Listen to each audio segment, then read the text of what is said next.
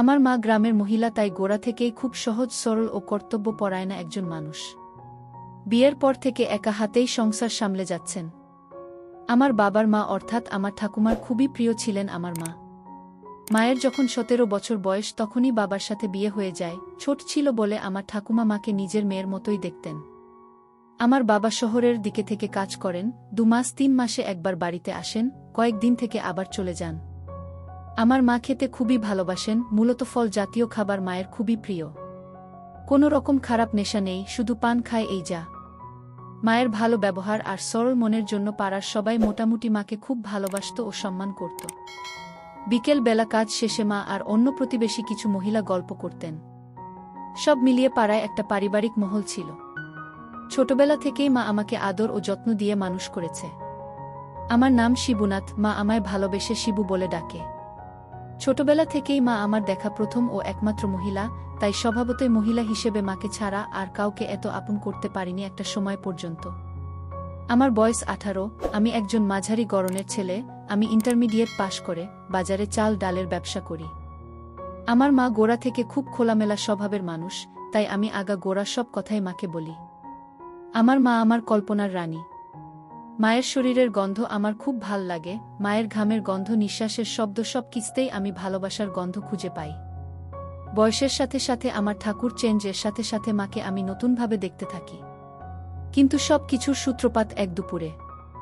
সে একবার গরমকালে আমি দুপুরে খাওয়া দাওয়ার পর খাটে শুয়ে আছি, মা সব বাসন মেজে ধোয়াধুয়ির কাজ করে ঘরে এসে ফ্যানের নিচে বসল। মাকে দেখে ক্লান্ত মনে হলো, মাকে জিজ্ঞাসা করে জানলাম সকাল থেকে সেদিন খাটাখাটনিটা বেশিই পড়েছিল। তারপর মা শুতে গিয়ে আমাকে বলল, কিরে শিবু, আজ এভাবে আড়াআড়িভাবে কেন শুয়েছিস? আমি কিভাবে শোবো? আমি বললাম, কেন, তুমি সোজাসুজি শুয়ে পড়ো যেরকম প্রত্যেক দিন শোও। তাহলে আমার পা তো তোর গায়ে লেগে যাবে বাবা। আমি বললাম, তাতে কি হয়েছে, তুমি শুয়ে পড়ো, আমার এখন উঠতে ইচ্ছা করছে না।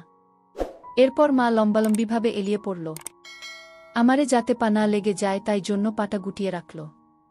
আমি খানিক বাদে মায়ের পা নিয়ে আলতো হাতে মালিশ করতে লাগলাম। মা প্রথমে খানিকটা কিন্তু বোধ করলেও সারাদিনে ক্লান্তির ফলে পায়ে আরাম পেয়ে আর কিছু বললেন না। এভাবেই পায়ের মালিশটা ক্রমে আমাদের দিনলিপির হয়ে উঠল এবং আমার মা অনেকটা সহজ হয়ে গেল। এদিকে আমার 37 বর্ষীয়া মায়ের এমন সুন্দর দেবীর মতো ফর্সা দেখে আমি জোয়ারে ভাসতে লাগলাম। এরপর থেকে মাকে দেখার দৃষ্টিভঙ্গি আমার আরও বদলে গেল। সাধারণত বাড়ির কোনো কাজ করার সময়, বাসন মাজা বা কাপড় কাচার সময় বিশেষ করে শাড়িটা যাতে জলে ভিজে না যায় তাই গুটিয়ে কোমরে আটকে রাখতেন। এতে তার বেরিয়ে পড়ত।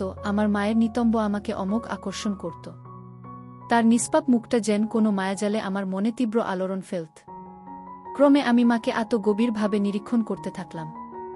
একদিন এভাবেই দুপুর বেলা মায়ের পা মালিশ করে দিচ্ছি আর মা শুয়ে আছে। এমন সময় পাশে তাকিয়ে দেখি অত্যাধিক গরমের জন্য তার বেরিয়ে পড়েছে। মুহূর্তের মধ্যে আমি অনুভব করতে লাগলাম গামছার তলায় আমার উঠেছে। এরপর থেকে মায়ের প্রতি আমার আকর্ষণ এতটাই তীব্র হয়ে দাঁড়ালো যে শয়নে স্বপনে সারাদিনই আমি মায়ের শরীরকে কল্পনা করতে লাগলাম। মায়ের কথা ভেবে একা একা কাজ করতাম। মাকে খালি আমারকে দেখানোর উপায় ভাবতে থাকলাম। এদিকে প্রত্যেক দিন দুপুরে মায়ের পা মালিশ দেওয়ার বিষয়টা মায়ের কাছে এতটাই আরামদায়ক হয়ে উঠেছে আর মা বিষয়টার সাথে এতটাই সহজ হয়ে উঠেছে যে মা আমার অনুমতি ছাড়াই পা দুখানি আমাকে তুলে দেয় মালিশের প্রত্যাশায়। মাকে দেখেই আমার ঠাটিয়ে যায় আর গামছার উপর বানিয়ে ফেলে। মালিশের সাথে নাড়াচাড়ার সময় কখনো কখনো মায়ের পায়ের পাতা দুটি আমার সাথে লেগে যায়। প্রথমে ভয় পেলেও বিষয়টা আস্তে আস্তে আরও মজাদার হয়ে উঠল। খানিকক্ষণ পা মালিশ দেওয়ার পর মা গভীর ঘুমে আচ্ছন্ন হলে আমি নির্দ্বিধায় নিজের গামছা ফেলে সম্পূর্ণ অবস্থায় মায়ের পায়ের কাছে শুয়ে পড়ি আর তেল মালিশের সাথে সাথে মায়ের পা দুটোর মাঝখানে রেখে ধীরে ধীরে। সন্ধ্যায় আমার হঠাৎ ঘুম ভাঙলে দেখলাম মায়ের কোলে মাথা রেখে ঘুমিয়ে পড়েছিলাম। আমি নড়াচড়া করতেই মায়েরও ঘুম ভেঙে গেল। আমি বুঝলাম আমি তখনও সম্পূর্ণ অনাবৃত। মা আমায় বললেন আলোটা জ্বালতে। আমি এদিক ওদিক হাতড়েও গামছাটা খুঁজে পেলাম না। তাই মাকে বললাম, আমি স্নান করতে যাচ্ছি, গরম লাগছে, তুমি জ্বালিয়ে নাও বলে কলতলার দিকে গেলাম আর এদিকে মা সন্ধ্যা দ্বীপ জ্বেলে চাতালে এসে বসলেন। আমি কলতলায় বসে দুপুরের মুহূর্তগুলির স্মৃতিচারণ করছিলাম। মায়ের উপস্থিতি বুঝে কলতলার দরজা থেকে উকি মেরে বললাম, মা, গামছাটা একটু দাও না, তাড়াহুড়োতে গামছা আনিতে ভুলে গেছি। মা নিয়ে এসে দিতে এসে এত বছর পর আমায় সম্পূর্ণ অবস্থায় দেখল। খানিক আমার দিকে চেয়ে থেকে বলল, বাবা তাড়াতাড়ি গা ধুয়ে নাও। আমি চুল থেকে জল ঝাড়ার বাহানা করে গামছাটা নিতে একটু দেরি করলাম, যাতে মা আমাকে ভালোভাবে দেখে নিতে পারে। কিন্তু মায়ের তেমন কোনো আগ্রহ ছিল না। আরেকবার সুযোগ নেওয়ার জন্য মাকে বললাম, মা তুমি আমায় ছোটবেলার মতো পিঠ ঘষে স্নান করিয়ে দেবে? উত্তরে মা হেসে বলল, তুমি কি আর সেই ছোট আছো? এখন আমার থেকেও লম্বা হয়ে গেছ। তাও আমি তো তোমার কাছে চিরদিন ছোটই থাকব। মা একটা ভুবন ভোলানো হাসি দিয়ে বলল, আসো শিবু বাবা।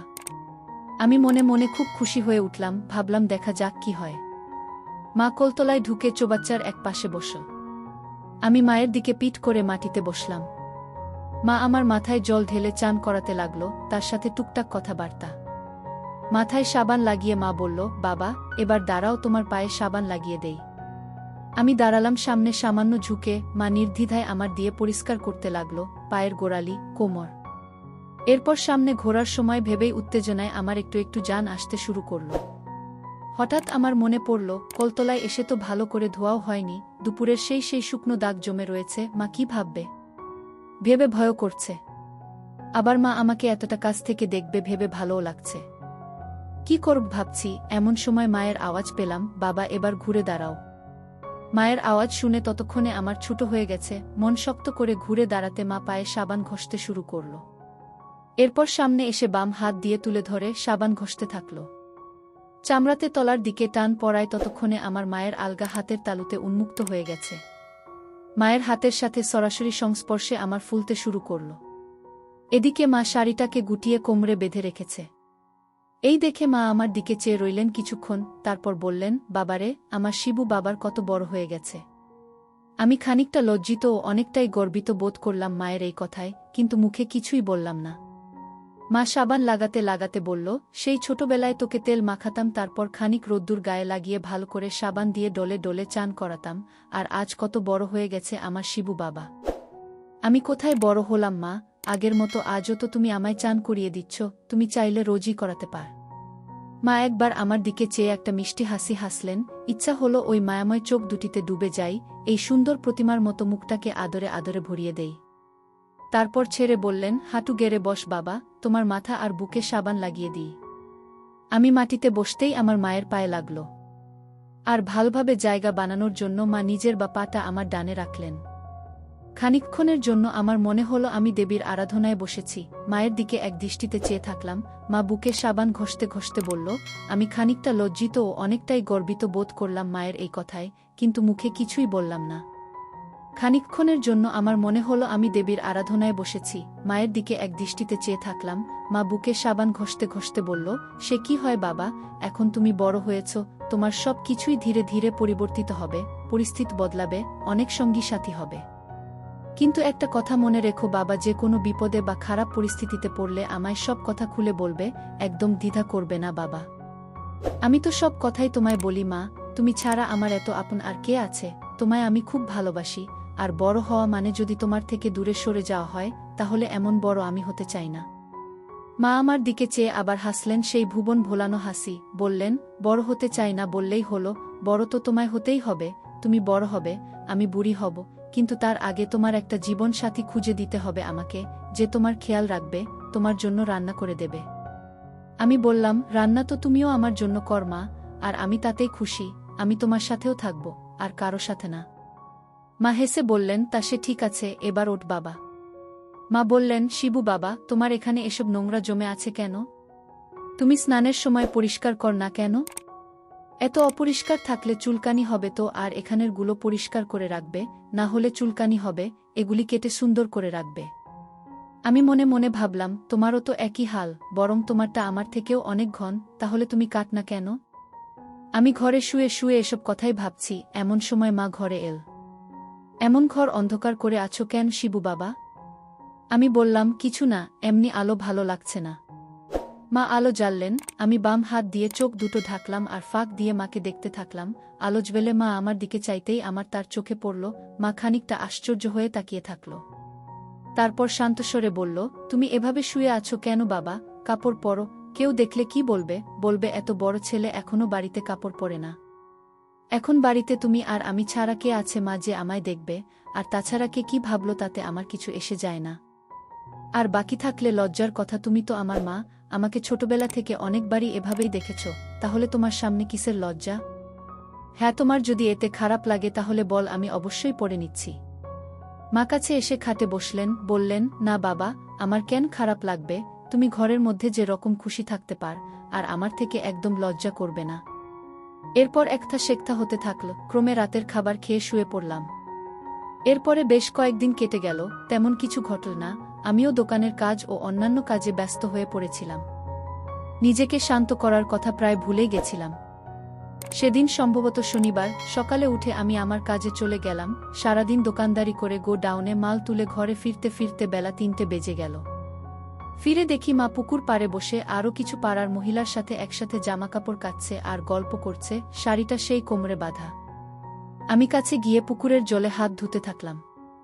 মা বলল, ঘরে গিয়ে বস, ঠান্ডা হয়ে স্নান করে নাও, আমি খাবার দিচ্ছি।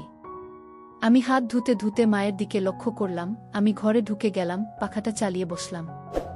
একটু পর সাবান নিয়ে পুকুরে গেলাম স্নান করতে। অন্যান্য সব মহিলারা চলে গেলেও মা তখনও ছিল, ভেজা কাপড়গুলো তারে মেলে দিচ্ছিল। আমার হঠাৎ কি মনে হলো, আমি সরষের তেল নিয়ে এসে পায়ে হাতে মাখতে থাকলাম। মা এসে জিজ্ঞাসা করলেন, কি হলো বাবা, আজকে তেল মাখছ যে এভাবে? আমি বললাম, স্নান তো করবই, তাই ভাবলাম আগে একটু মেখে নিই। খানিক বাদে এসে মাথায় পিঠে তেল মাখিয়ে দিল, এরপর পায়ে থেকে শুরু করে তেল লাগিয়ে দিল। এতে আমি খুবই পুলকিত হলেও মা বেশ সাবলীলভাবেই নীল ব্যাপারটাকে। আমি বললাম, তুমি যে তেল লাগিয়ে দিলে ভেতরে, এবার আমার গামছাটা তো তেল লেগে খারাপ হয়ে যাবে। মা বলল, কিছু হবে না, এই তো পুকুরে ডুব দিবি, আর তাছাড়া আমায় দিয়ে দে, আমি গামছাটা ধুয়ে দেব, এমনিতেও নোংরা হয়েছে, কাচতেও হবে। আমি বললাম, কি বলছো, কেউ আসলে দেখে ফেলবে মা? মা বলল, এই দুপুরে কে আসবে, আর এলেও বা তোর কি, তুই তো বলেছিস তুই কারও পরোয়া করিস না। একবার চারপাশটা ভালোভাবে দেখে নিয়ে গামছাটা খুলে মাকে দিতেই হয়ে মায়ের চোখের সামনে ঝুলে রইল। যাই হোক, আমার অবস্থা মা দেখল কিন্তু কিছু বলল না। তারপর শাড়িটা কোমরে গুজে হাঁটু অবধি জলে নেমে গেল, আমায় পাড়ে বসতে বলল। আমিও আগের মতো পুকুরের পাড়ে সিঁড়িতে বাধ্য ছেলের মতো বসে রইলাম। আমার কোমর অবধি জলের তলায়, আর মা মুখ দিয়ে ঢেলে দিতে থাকল। মা আমার দিকে তাকিয়ে বলল, বাবা, তোমার এটা সবসময় এরকম হয়ে থাকে কেন? হঠাৎ এরকম প্রশ্নে আমি অপ্রস্তুত হয়ে গেলাম।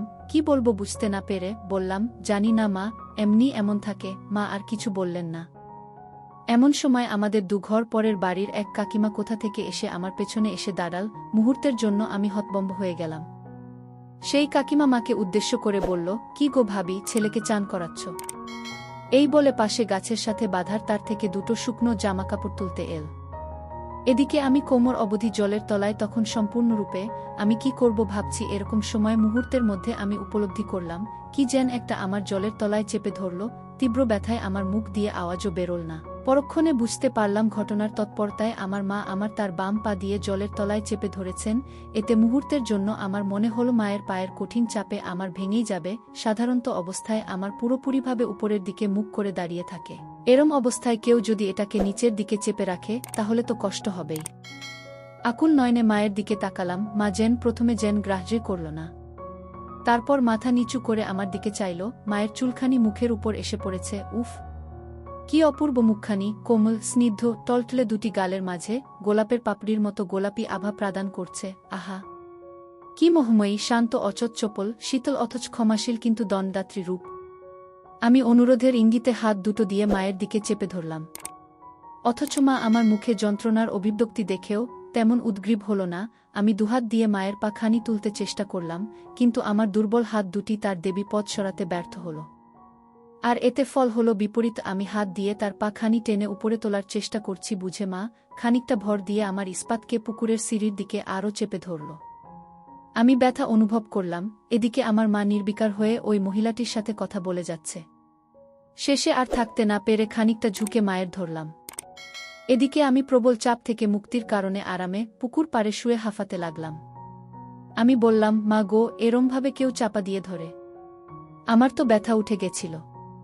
মা বলল, কি করতাম বলতো বাবা, তোর কাকি হঠাৎ করে এসে গিয়েছিল, তোমায় এরকম ভাবে দেখলে খারাপ ভাবত। মা আবার জলের তলা দিয়েই পায়ে জল দিয়ে থাকল। আমি বললাম, আমি জানি না, তুমি তো আছো আমার যত্ন নেওয়ার জন্য। এ কথায় মা মিষ্টি হাসল শুধু। তারপর আমি মাকে ছেড়ে খানিকটা সরে এসে দাঁড়ালাম। মা একবার মাথা নিচু করে আমার দিকে চেয়ে বললেন, গামছাটা কোমরে জড়িয়ে নেও বাবা। আমি বললাম, এই তো, আর 10 পা দূরেই তো দরজা, আর এখানে এত বেলায় কেউ আসবেও না, এমনিই চলো। মা আর কিছু বলল না। মায়ের পিছন পিছন সম্পূর্ণ অবস্থায় ঘরে গেলাম। ঘরে পৌঁছে লুঙ্গি পরে নিলাম। ঘড়িতে দেখি 4টে বেজে গেছে। মা খেতে দিল। খেয়ে দেয়ে শোবার ঘরে গিয়ে বসলাম। মনটা তখন খুব অশান্ত। মাঝে 5-6 দিন কোনো রকম কিছু হয়নি। মা খানিক বাদে নিজে খেয়ে দেয়ে সব ধুয়ে নিকিয়ে ঘরে এলে দেখি মা আমার ঘেমে চান। মা খাটে এসে বসে নিজের আঁচল দিয়ে আর ঘাম মুছতে লাগল আর পান সাজতে লাগল। মাকে খুব ক্লান্ত দেখাচ্ছিল। আমি বললাম, মা তুমি বস, আমি পান সেজে দিচ্ছি। মা বিছানায় শুতেই আমি ভালো করে পান সেজে মাকে দিলাম। বললাম, তোমার খুব খাটাখাটুনি পড়ে যাচ্ছে, বাড়িতে একটা কাজের লোক রেখে নি, কি বলো? মা বলল, না বাবা, এই তো রান্না বান্না, বাসন ধোয়া আর কটা কাপড় কাচা, এর জন্য আর লোক রেখে কি হবে? সত্যি বলতে কি, আমাদের গ্রামে কাজের লোক রাখার প্রচলন তেমন নেই। সবার ঘরে সবাই নিজের কাজ নিজেরাই করে নেয়। আমি বললাম, তুমি শো, আমি তোমার পা মালিশ করে দিচ্ছি। মা প্রথমে না না করলেও শেষ পর্যন্ত আমার জোরাজুরিতে রাজি হল। মায়ের বয়স প্রায় 38, কিন্তু গড়ন বা শরীরের গঠন দেখলে তা বিশ্বাস করা অসম্ভব। যাই হোক, আমি যথাসম্ভব নিজেকে সংযত রেখে সুবিধামত রেখে মায়ের পায়ের পাতা অবধি তেল মালিশ করতে থাকলাম। হঠাৎ লোডশেডিং হতেই একটা দমকা গরম অনুভব করলাম, তার সাথে বুঝলাম মা নড়ে উঠল। তাড়াতাড়ি ঢেকে দিলাম আর মায়ের পাটা মালিশ করতে থাকলাম। মা বলল, যা, আবার লোডশেডিং হল। তারপর কিছুটা আরাম অনুভব করে বলল, শিবু বাবা, অনেক হয়েছে, এবার শুয়ে পড়ো, অনেক ঘেমে গেছ তো। আমি বললাম, কোথায় হলো মা, আমি তো এখনো তোমার মালিশ করলাম না। তুমি তাড়াতাড়ি শো, আমি মালিশ করে দিচ্ছি। মা বলল, তোমারও তো শরীর ক্লান্ত বাবা, সারাদিন দোকানে কত খুটুনি হয়। আমি বললাম, না মা, আমার এখনো ঘুম পায়নি, আর তো বিকেল হয়ে এল প্রায়, ঘরে আলোও নেই, একেবারে রাত্রে শোব। তার আগে তোমায় একটু মালিশ করে দেই। এরপরে মা আর জোর করল না।